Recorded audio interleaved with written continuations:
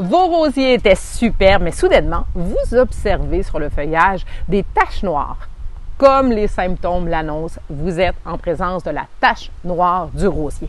Qu'est-ce que c'est? C'est une maladie qui est causée par un champignon. Et ce champignon se développe quand il y a deux facteurs qui sont présents, soit des températures chaudes et un taux d'humidité élevé. Soyons honnêtes, ça arrive souvent qu'on a cette combinaison-là lors de nos étés québécois.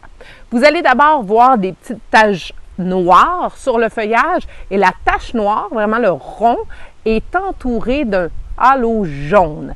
Vous allez voir que les folioles, c'est les petites feuilles qui vont composer la grande feuille, vont jaunir et souvent tomber au sol. C'est assez impressionnant parce que le plant peut carrément se dénuder au complet. À ce moment-là, vous vous retrouvez avec des tiges et même les tiges peuvent être affectées. Vous allez à ce moment-là voir des espèces de nécroses brunes noires sur les branches.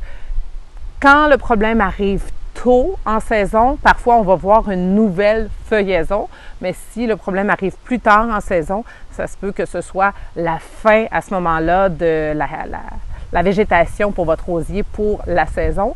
Si ça arrive à la fin du mois d'août, septembre, souvent le plant va quand même réussir à passer l'hiver et revenir au printemps prochain parce que son aoutement est terminé.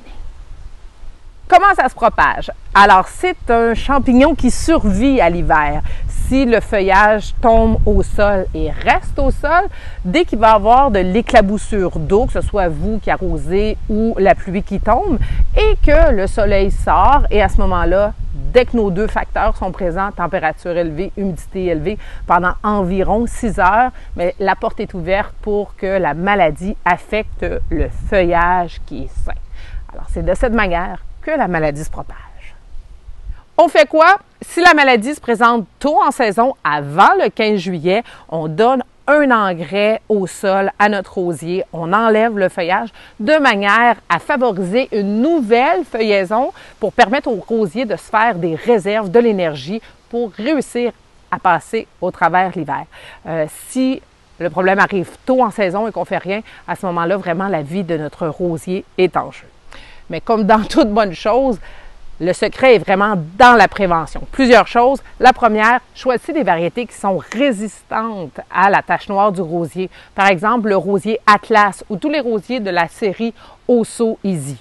À l'automne, ramassez toutes les branches, toutes les feuilles qui tombent au sol pour éviter de faire dormir la maladie au pied de notre plant. Alors, on enlève carrément tout.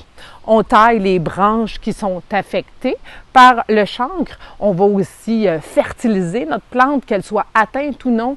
Un rosier, vous devriez mettre un engrais pour rosier, un compost à chaque début printemps pour vous assurer d'avoir des plants qui sont en forme, qui vont vous offrir une belle floraison. Plantez aussi vos rosiers dans un endroit qui est bien aéré de façon à ce que l'humidité relative au niveau du feuillage s'en aille rapidement pour que nos deux facteurs de propagation ne soient pas réunis et finalement évitez de mouiller le feuillage. Si vous avez à arroser, vous allez vraiment arroser le sol et les racines et non le feuillage. En cas vraiment de panique, il existe des fongicides que vous allez pouvoir retrouver en centre jardin, mais leur efficacité est quand même limitée. C'est un petit peu plus difficile, selon moi, à se départir d'une maladie que d'enrayer ou de contrôler des insectes. Alors, je vous dis, le truc, c'est la prévention. Bonne chance!